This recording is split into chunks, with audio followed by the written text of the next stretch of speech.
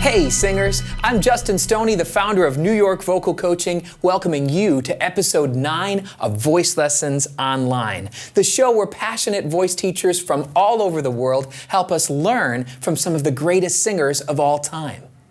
What if I ask you to name a singer who could sing rock, country, pop, folk, jazz, theater, operetta, and Latin music? And not just sing them, but sing them with a voice that defined a generation. Could you think of one? Well, now you can.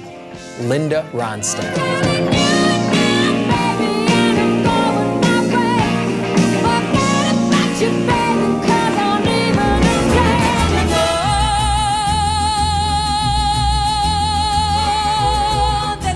Valiente tal con sus cantos la evocación.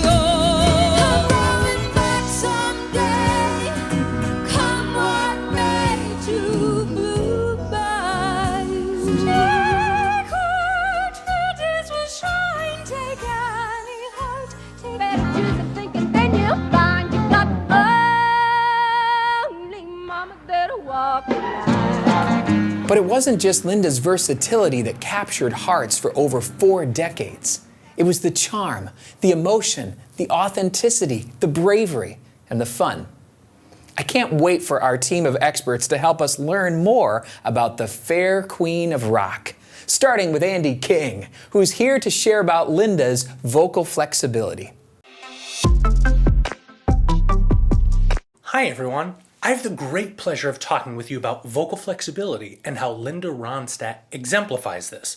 Before we listen though, let's define what I mean when I say flexible.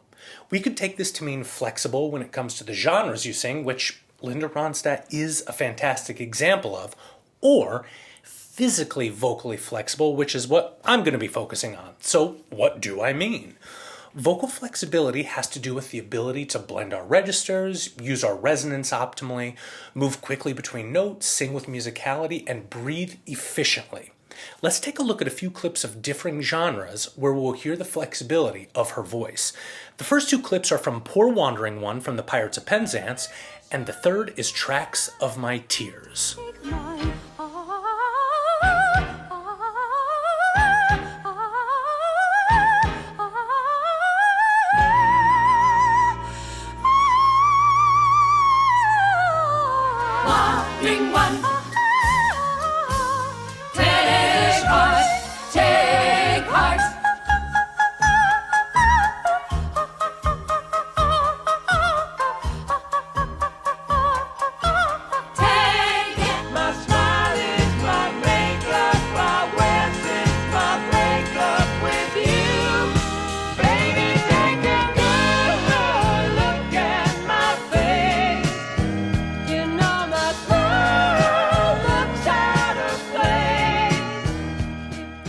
Here we heard 3 excellent examples of pure flexibility. In Poor Wandering One, we heard melismas, aka vocal runs, head voice, a very flexible register, and staccati. In Tracts of My Tears, we heard some chest dragging with nasal resonance, twang, and also some beautiful head voice near the end. Again, all flexible elements. All of that said, there are lots of things for you to explore and work on. A few might include working on your staccatos, working all of your registers, especially the high highs, register blending, going from chest to mix to head and back, cross-training different genres of music, and of course, physically stretching our bodies. Finally, and most importantly, patience and persistence are key. And if you need inspiration, we only have Linda Ronstadt to look to. Awesome, Andy. Next, Kristy Bissell. What can we learn about vocal tract cross-training? If I had to pick one singer that I would want to sound like, I would have to pick Linda Ronstadt. One factor in particular that I think makes her a standout vocalist is her vocal tract positioning. But first, what is a vocal tract? We all have one. The vocal tract starts at our lips and it goes all the way down to the larynx. Think of it like a tube. If you make it bigger, you will get a fuller sound. And if you make it smaller and more narrow, you get a brighter sound. When we listen to Linda sing, we are hearing a lot of depth. And that is what I would start with if I wanted to sound like her. So let's have a listen to her singing Tumbling Dice, where she gets some fuller vocal tract positioning.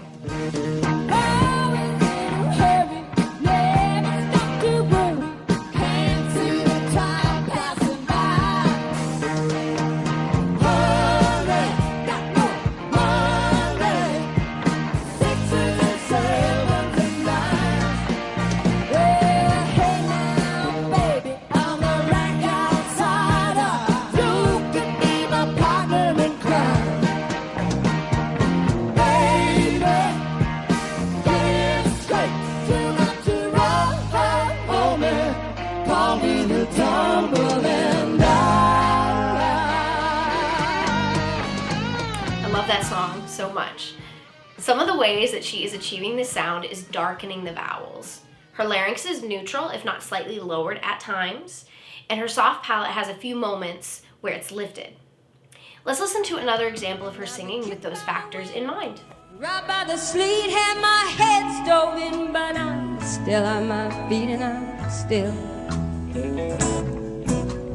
willing.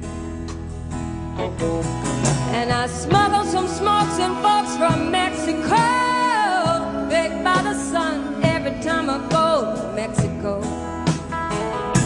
Ah, but I'm still, and I've been from Tucson to Tucumcari to Hatchet Beach, Are you starting to hear it? She certainly has brighter qualities, but it's mixed with that neutrality and depth. My sneaky voice teacher's suspicion is that her sounds have something to do with her cross-training. Cross-training is when you don't just learn one way of singing. For example, I am cross-trained. I've sung a lot of contemporary styles, but I've also sung classically. In interviews, Linda said, I don't record any type of genre of music that I didn't hear in my family's living room. And she talks a lot about just how diverse her listening was. So whether it was actually training with a teacher or just listening to a wide variety, it gave her an immense palette of sounds. If she had only done pop, perhaps she would have had brighter sounds to her. Who knows? My suggestion, try singing some of these songs and just mimic her. Don't be afraid to really give it and just howl like Linda Ronstadt. And of course, have fun. Great stuff, Kristy. Now, Kacey Velazquez, how about Linda's ability to speak into the notes? Hey singers, Linda Ronstadt is an amazing singer and a great performer, and she also has an awesome chest voice. Chest voice are our low notes and our middle notes, and it's also most people's day-to-day speaking voices. We call it our chest voice because we can actually feel vibrations in our chest when we speak or sing in our chest voice. Linda is a perfect example of when you speak into the notes that you sing, you actually can easily access a strong and solid sounding chest voice. So let's take a listen to these next few clips and hear how Linda really speaks into the notes that she's singing. It almost sounds like she's talking her melodies. when it comes to being lucky, I'm cursed. When it comes to loving me, he's the worst. And when it comes to being lucky, I'm cursed. That's how I know. First cut is the defense, baby. I love desperado. Why don't you come to senses? Come down from your fences. Open the gate. It may be raining, but there's a rainbow above you. You better let somebody love you. So awesome. So we can do similar exercises when we're practicing accessing our chest voice as well. So we'll start just by practicing speaking words like go and hey. So give that a try. Go. Hey. Awesome. Now what we're gonna do is drag those words up high. So we'll start with go. Go. And hey. And then we can simply put a melody onto it, but it's that same space. Go, hey, go, hey. So you can explore your chest voice by doing things like that. Speak into the notes that you're singing and then sing the full phrases. Hope you guys enjoy, and I'll see you soon. Excellent. And David McCall, tell us about singing where you can feel it. Linda Ronstadt is the epitome of a versatile singer. From pop to mariachi to Broadway to the American standard, there's nothing her voice couldn't do, and do remarkably well. In November of 1974, she released her 5th studio album, Heart Like a Wheel, under Capitol Records, and it went double platinum, thanks in large part to the song You're No Good. In You're No Good, Ronstadt demonstrates the concept of singing where you can feel. If you're a singer and you listen to her, you can hear immediately where she is placing her voice, or more technically, where she is sending her air and focusing her vocal vibrations.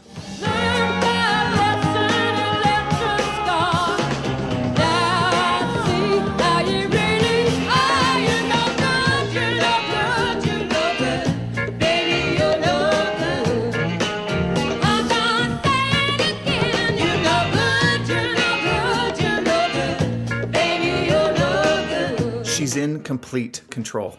She sounds forceful and yet gentle, powerful and vulnerable.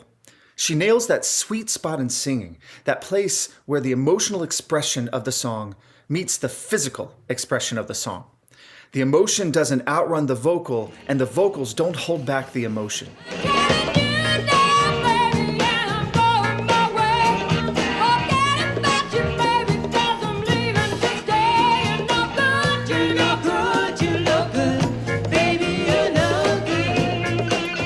You can hear and almost feel her voice.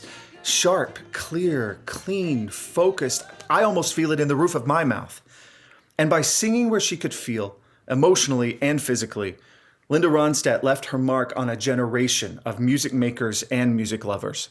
Thanks, David. And thanks to all our experts. I'm going to share what I've learned from Linda in a moment. But first, here are some more ways to fire up a heat wave for your vocal journey. To get to know the Voice Lessons online team or schedule a lesson, visit voicelessonsonline.com. To get your copy of Justin Stoney's book, Sing Like Never Before, visit singlikeneverbefore.com. If you'd like a vocal course that you can do from home, check out the Voice Lessons to the World vocal course. Our 12-part program takes you on a journey from beginner to master level vocal exercises. Find it at voicelessonstotheworld.com. If you're a voice teacher looking to master your craft, join our worldwide community at voiceteachertraining.com. Finally, if you'd like free vocal tips sent to you each day, sign up at dailyvocaltips.com. Well, 40 years. That's a long career for any singer. And in those 40 years, Linda used her voice to help us feel heartbreak, love, longing, hope, loss, joy, the depths of human experience as well as any singer ever has. But as you might know, these days Linda isn't singing. She's bravely battling any singer's worst nightmare, not being able to sing at all. Now I can't even sing in the shower. Do you try? Yeah, but it doesn't, I can't make sound. I can't, my vocal cords won't make the repetition. It won't even come out. Mm-mm.